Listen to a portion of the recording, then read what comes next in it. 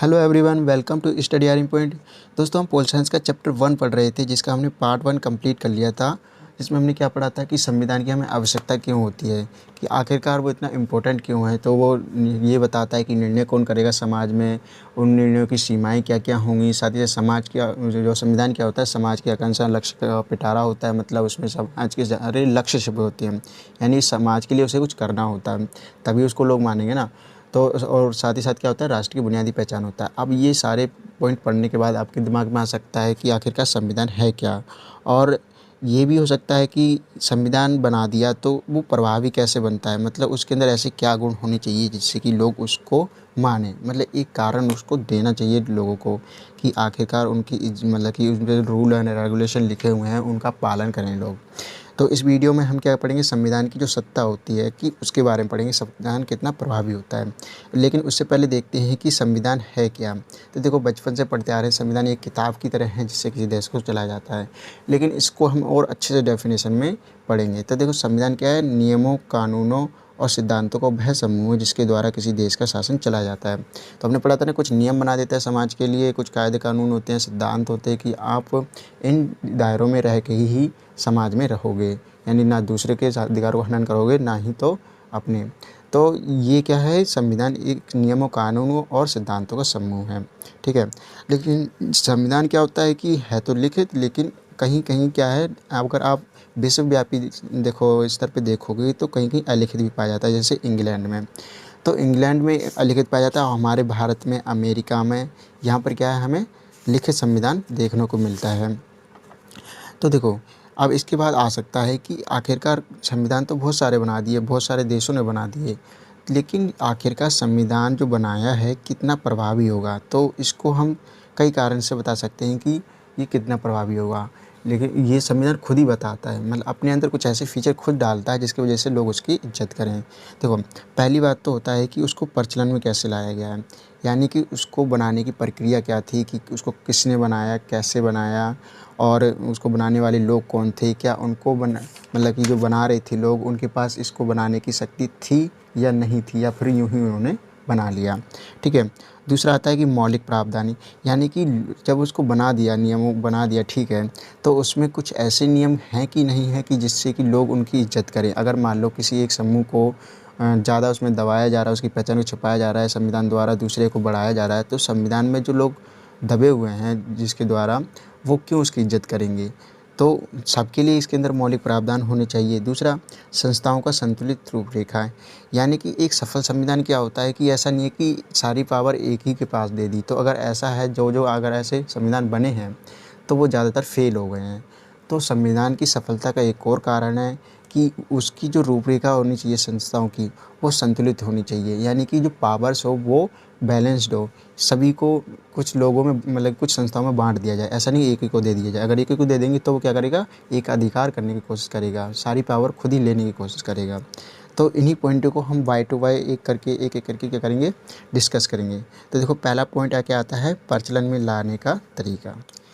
तो देखो, प्रचलन में लाने का तरीका क्या होगा कि अब जब कई सारे देशों ने अपने संविधान बनाया, तो किसी ने तो जल्दबाजी में बना दिया, तो उसमें कुछ ऐसे नियम डाल दिए जिनकी कोई ज़रूरत नहीं थी, और कुछ ऐसे नियम डाल दिए जो लोगों के अधिकारों का हनन करते थे। और अगर संविधान बनाया गया है सैनिक शासकों के अंडर में, तो उन्होंने ऐसे नियम डाल दिए जो कि उनके हित के हों, जनता के हित के ना हों।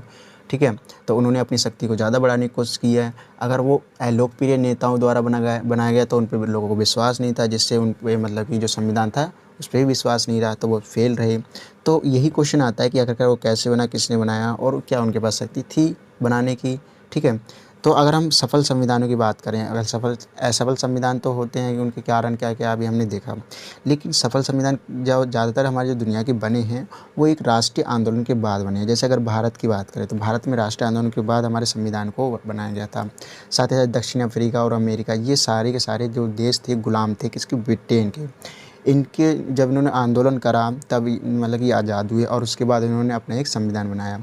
लेकिन बनाने के लिए इन्होंने क्या किया, जो देखो आंदोलन था, उस आंदोलन में जो इनके विचार थे लोगों के, उनके विचारों को उन्होंने अडॉप्ट किया, मतलब उनसे सीख ली, और उनके ही विचारों को क्या करा, संविधान में डाला, ताकि लोग उनसे जुड़े हुए रहें और संविधान को माने। उसकी एक वैधता को उन्होंने बनाने की कोशिश की। अगर देखो क्वेश्चन में हमारा अगर आता है कि भारतीय संविधान के बारे में बताओ कि विशेषता, तो देखो भारतीय संविधान कैसे बना ये तो हम बाद में पढ़ेंगे, लेकिन इसकी विशेषताएँ क्या थी जिस वजह से हम इसको मानते हैं कि ये आज तक सफल है इतना बड़ा होने के बावजूद। तो पहला आता है कि संविधान सभा को तो बना संविधान को किसने बनाया था, एक संविधान सभा ने बनाया था। यानी कि वो अप्रत्यक्ष रूप से लोगों मतलब कि लोगों द्वारा चुनी गई थी, ठीक है। तो उसमें ऐसा तो नहीं था कि लोग जाके खुद बना रहे हैं, तो लोगों ने एक क्षेत्र से क्या कर दिया, कुछ लोगों को चुन दिया, उन्होंने जाके उनको बनाया, लेकिन लोगों का उन पर विश्वास था। तो डेट आपकी बुक में दी हुई है कि कब से कब तक बना, दिसंबर 1946 से नवंबर 1949 के मध्य बना था, ठीक है। तो ये आपको याद रखना है। अब देखो इसको राष्ट्रीय आंदोलन से प्रेरित था, ठीक है। जो संविधान ने बनाया था वो लोग राष्ट्रीय आंदोलन से प्रेरित थे, यानी कि उनको किसने बनाया था, लोकप्रिय नेताओं का जो समर्थन था या फिर कह लो कि उनका जो प्रभाव था वो ज़रूर रहा इसके ऊपर। जिससे क्या हुआ कि देखो राष्ट्रीय आंदोलन में शामिल कौन-कौन था, जैसे हमारे पंडित जवाहरलाल नेहरू हो गया, सुभाष चंद्र बोस हो गए, ये सारे लोग जब संविधान सभा में बैठेंगे तो लोग इनकी इज़्ज़त करेंगे, क्योंकि इससे पहले लोग इनको बहुत ज़्यादा मानते थे। इनके पास इतनी शक्ति थी कि वो विभिन्न वर्गों तक पहुँच सकते थे, मतलब लोगों से बात कर सकते थे कि आप क्या चाहते हो। लोग उनको अपनी इच्छाएँ बताते थे। जिससे क्या हुआ कि उनकी इच्छाएँ उनको पता चली और उन्होंने ही क्या करा, उसको संविधान में डाला। तो जिससे क्या हुआ, उसकी वैधता मतलब कि उसकी देखो जो मूल ढांचा है उसको वैधता मिलने की संभावना बढ़ गई, ठीक है। इसी साथ उसमें अटूट विश्वास था लोगों का कि जो बस संविधान बना रहे हैं उन पे हमें पूरा विश्वास है, जो हमारा निर्णय करेंगे, जो भी निर्णय करेंगे हमारी भलाई के लिए ही करेंगे, ठीक है। और फिर जब संविधान सभा के लोग बना रहे तो उन्होंने ये भी समझाने की कोशिश की, ये पूरा विश्वास दिलाया कि हम निस्वार्थ भाव से देखो क्या कर रहे हैं, संविधान बना रहे हैं। यानी कि इसको बनाने में हमारा कोई भी निजी हित नहीं है कि हम अपने हित के लिए या फिर अपनी शक्ति को बढ़ाने के लिए इसको बना रहे हैं, ऐसा कुछ नहीं है, ठीक है। तो इसी वजह से क्या हुआ कि हमारा जो संविधान था वो अभी तक चल रहा है। तो क्वेश्चन इसमें क्या आता है कि संविधान जो था भारत का, देखो कुछ लोगों द्वारा, अप्रत्यक्ष लोगों द्वारा बनाया गया, जबकि जनता द्वारा नहीं बनाया गया, फिर भी वो अभी तक क्यों चल रहा है। इस तरह से क्वेश्चन आपका बनता है तो आपको ये लिखना है, ठीक है। 2 मार्क्स में भी पूछ सकता है, 4 मार्क्स में पूछ सकता है।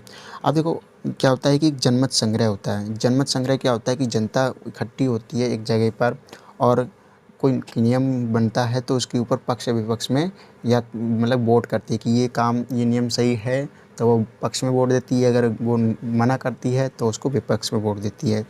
ज़्यादातर जब संविधान बने तो ऐसा हुआ कि जैसे अगर हम बाकी जो देश हैं उनकी बात करें तो कुछ देशों में ऐसा क्या हुआ, जनमत संग्रह हुआ जिस कि पूछा गया कि ये जो नियम बन रहे हैं, ऐसा कानून बन रहा है, क्या आपको ये सही लगता है कि नहीं।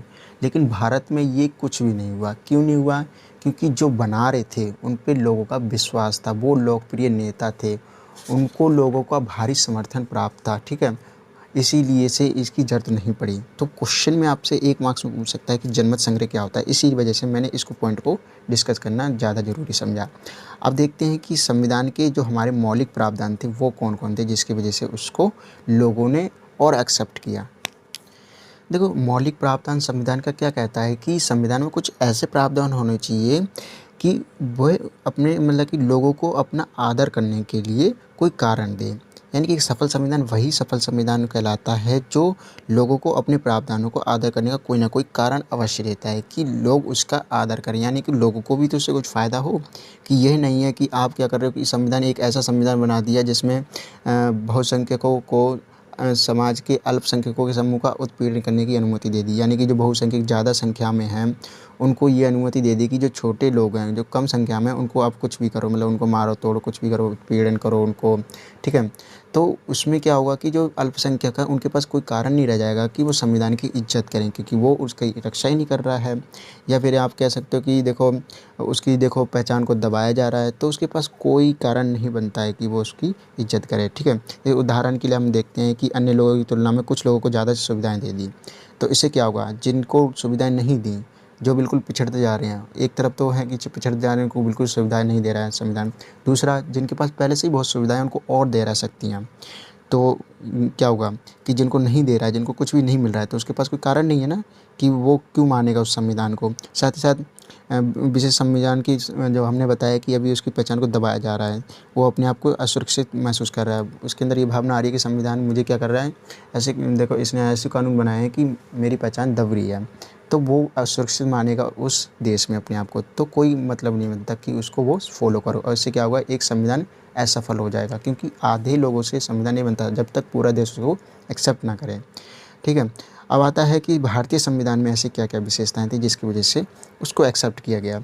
तो देखो, भारतीय संविधान में क्या था कि लोगों को स्वतंत्रता दी गई थी कि आप ये इस सामाजिक, आर्थिक, राजनीतिक बहुत सारी स्वतंत्रता दी गई है कि आप बोल सकते हो, आप भाषण दे सकते हो, आप अपने जितने विचार है उसको अभिव्यक्त कर सकते हो, कोई रोक टोक नहीं है, लेकिन कुछ कायदे कानून के दायरे में रह के। ठीक है। इसी तरह से कहा गया था कि वो असमानता को दूर भगाएगा और समानता लाएगा, यानी कि एक न्यायपूर्ण समाज की स्थापना करेगा। अब न्यायपूर्ण समाज होगा तो लोग क्या करेंगे, उसको एक्सेप्ट करेंगे, क्योंकि वो खुद चाहते हैं कि हमारी गरीबी कोई मिटाने के लिए आए, तो संविधान ने खुद बोल दिया।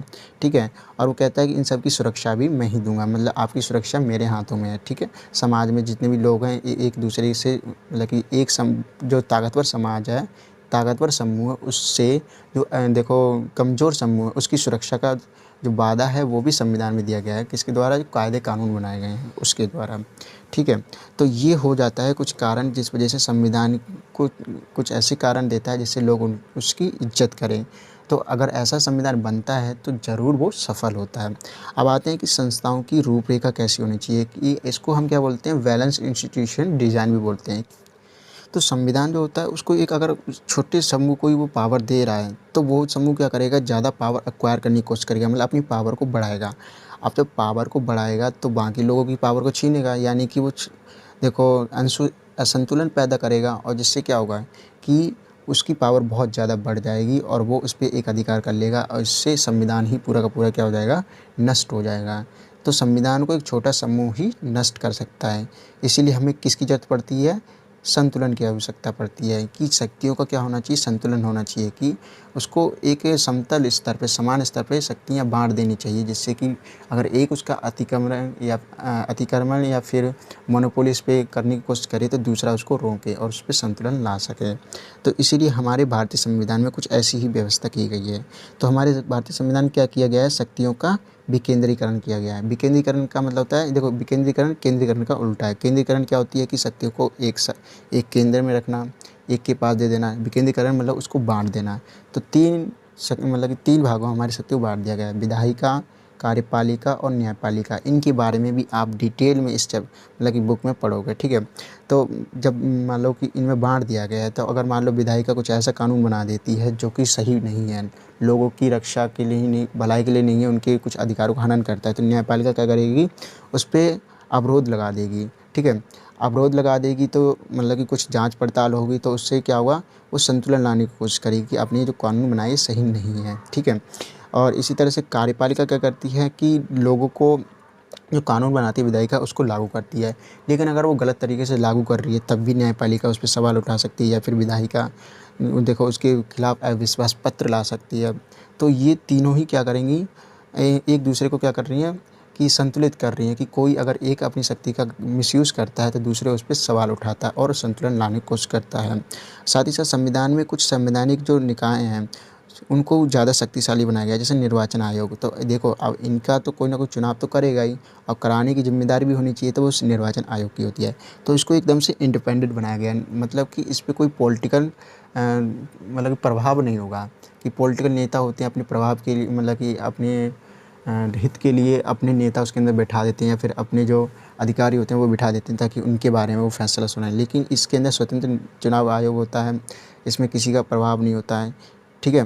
तो इस वजह से ये ज़्यादा पावरफुल बन जाता है, और ये सब जब होगा, शक्ति और संतुलन होगा, स्वतंत्र निर्वाचन आयोग होगा, तो ये क्या होगा, शक्ति और संतुलन बना रहेगा।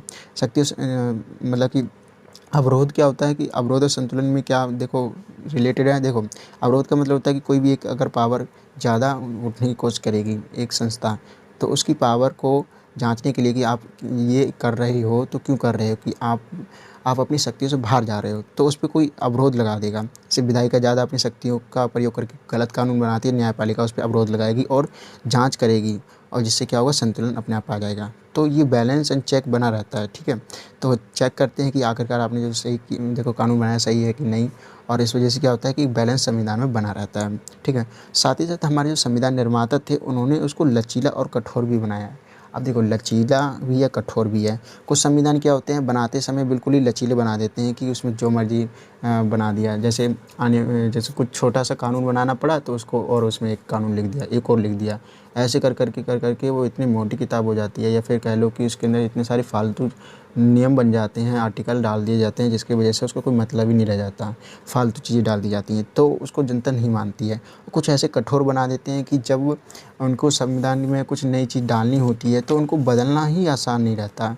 मतलब इस वजह से क्या होता है कि अधिकतर संविधान सफल ही नहीं हो पाते। वो जो समय का परिवर्तन है उसके दबाव में ही नष्ट हो जाते हैं। यानी कि अत्यधिक लचीला भी सही नहीं है और अत्यधिक कठोर भी सही नहीं है। तो इसी वजह से कि देखो हमारा संविधान क्या है, लचीला और कठोर, उसने दोनों ही चीज़ों की जो विशेषता है उसको अपनाया है। यानी कि बदलती परिस्थितियों के अनुसार अपने आप को ढाल सके, ऐसा संविधान बनाया गया है। ठीक है? जैसे 70 साल पहले क्या हुआ कि हमारा संविधान बना, तो वो परिस्थितियाँ समाज की अलग थीं, आज अलग हैं। तो कुछ जैसे ही चेंज आएगा, कुछ नया चेंज आएगा, उसमें मतलब कि उसको क्या कर दिया जाएगा, समावेश कर दिया जाएगा। लेकिन पुरानी जो मूल ढाँचा है उसको वही रहने देंगे, उसकी तो रक्षा होगी, साथ ही साथ नई चीज़ों को भी क्या करेंगे, एक्वायर करेंगे, मतलब उनको भी प्राप्त करेंगे। ठीक है? तो इसमें देखो वही बात लिखी गई है कि प्रमुख मूल्यों की रक्षा करना। यानी जो पहले के मूल्य हैं, मुख्य मूल्य जैसे फंडामेंटल राइट्स हैं, उनको नहीं तोड़ा जा सकता, उनको हटाया नहीं जा सकता, उनकी रक्षा करनी है। और नई परिस्थितियों के अनुसार स्वयं को ढालने की क्षमता। तो ये क्षमता जो है अपने संविधान में, इसी वजह से इसको क्या कहा जाता है, एक जीवंत संविधान कहा जाता है, एक लिविंग डॉक्यूमेंट्स। एक लिविंग डॉक्यूमेंट्स क्यों कहा जाता है, क्योंकि देखो अपने आप को ये समय के साथ ढाल रहा है। यानी कि एक जैसे जीवित प्राणी करता है ना, एक प्रक्रिया करता है, एक क्रिया करता है, उसी तरह से ये भी कर रहा है कि अपने आप को बदल रहा है। ठीक है? जैसे-जैसे नई-नई देखो वो आते हैं, नई-नई परिस्थितियाँ आती हैं, कठिनाइयाँ आती हैं, अपन ढलता है। जैसे एक उदाहरण देते हैं कि जो हमारा क्या था कि संपत्ति का अधिकार था, वो एक मौलिक अधिकार था। लेकिन जब नीति निर्देशित तत्व बनाए गए, वो उनका भी प्रावधान सरकार मतलब संविधान में किया गया है कि सरकार बनाएगी, लोगों के न्याय के लिए लोग न्यायपूर्ण समाज की स्थापना के लिए उनको दिया गया है। ठीक है? कुछ ऐसी नीति बनाए जिससे कि लोगों की भलाई हो सके। तो जब ये संपत्ति का अधिकार था तो सरकार कोई योजना बनाती तो लोग संपत्ति देने से मना कर देते कि मुझे नहीं देनी, क्योंकि तो इससे क्या होता कि सरकार जो योजना बना रही थी उसको जो जगह चाहिए वो नहीं मिल पाती थी। तो इसका कोर्ट में फैसला गया तो बहुत ज़्यादा इस पे विवाद हुआ। विवाद होने के बाद ये पाया गया कि इसको एक कानूनी अधिकार बना दिया जाए, क्योंकि ये क्या कर रहा है, नीति निर्देशित तत्वों के बीच में रुकावट पैदा कर रहा है। ठीक है? तो इस वजह से उसको देखो मौलिक अधिकार से हटा के एक कानूनी अधिकार बना दिया गया। तो इसने क्या किया, समय के अनुसार उसको बदल दिया। लेकिन ये बदलना इतना आसान नहीं था। इसको बदलने के लिए काफ़ी बहसें हुईं, कई सालों तक इसके ऊपर मुकदमा चला, कोर्ट ने फैसले सुनाए, अपने फैसले बदले। तो ये इतना लचीला भी नहीं था और इतना कठोर भी नहीं था। कठोर नहीं होने की वजह से क्या हुआ कि हम उसको आज बदल सके, और वो एक कानून के अधिकार है। ठीक है? तो इस वजह से क्या हो रहा है कि नई परिस्थिति के अनुसार अपना संविधान ढल रहा है। तो ये सब हो गया हमारा कि संविधान आखिरकार हमें कैसे अवरोध और असंतुलन पैदा करता है, क्यों ये इतना ज़रूरी है। ठीक है? अब देखो कुछ संविधान बने तो विश्व में वो इतने ज़्यादा सफल नहीं हुए। जैसे हम नेपाल के संविधान के निर्माण की बात करते हैं कि नेपाल का जो संविधान था वो जब से बना है, जैसे पहली बार 1948 में बना था, उससे पहले क्या था कि यहाँ पर राजतंत्र हुआ करता था। यानी कि राजा था, उसका राज हुआ करता था, वही सारी शक्तियों का मालिक था। लेकिन पहली बार क्या हुआ 1948 में कुछ ऐसे प्रावधान किए जाते हैं जिससे कि उसे मतलब लोकतंत्र बनाया जा सके, लोकतांत्रिक। ठीक है? तो लोकतांत्रिक तत्व लाने की कोशिश की जा सकती है, तो कह सकते हैं उसमें एक छोटा-सा संविधान लाया गया। लेकिन वो भी असफल रहा, क्योंकि राजा को तो इतनी सारी शक्तियों को लेकर चल रहा है पहले से, अब उससे अचानक कुछ शक्ति लेने की कोशिश की जाएँगी तो वो उनको दोबारा छीन लेता है। ऐसा ही होता है। तो 1991 में बनाया जाता है, 59 में, 62 में और 90 में। ये 5 संविधान बनाने की कोशिश की जाती है, लेकिन ये पाँचों ही संविधान विफल रहते हैं। जो लास्ट संविधान होता है जो 1990 में बनाया जाता है, तो उसके द्वारा किया जाता है कि बहुदलीय व्यवस्था को अपनाया जाता है लोकतंत्र के द्वारा। लेकिन इसमें भी राजा क्या करता है, वही उसी के अंडर में संविधान को बनाया जाता है। देखो हम संविधान के बारे में पढ़ा था ना कि संविधान कौन बनाता है, ये डिपेंड करता है संविधान की सफलता पे। उसके पास शक्ति बनाने मतलब वो कितना लोकप्रिय था, या फिर उसको संविधान को बनाने के पास उसके पास कितनी शक्ति थी, ये डिपेंड करता है एक सफल संविधान के ऊपर। तो नेपाल पे ये कुछ ही नहीं था, मतलब इनमें से कुछ भी नहीं था जिसकी वजह से संविधान सफल रहे। क्योंकि उसको कौन बना रहा है, एक राजा ही बना रहा है, तो राजा बनाएगा, अपनी शक्तियों को ज़्यादा रखेगा। तो ऐसा ही हुआ, इन सभी संविधानों में उसकी शक्तियाँ ज़्यादा रहीं, जिस वजह से और लोगों का विश्वास ही भी नहीं रहा उस संविधान पे। इसी वजह से लोग नए-नए संविधान की माँग करते रहे और इतनी बार ये मतलब कि ख़त्म होता गया और बनता गया।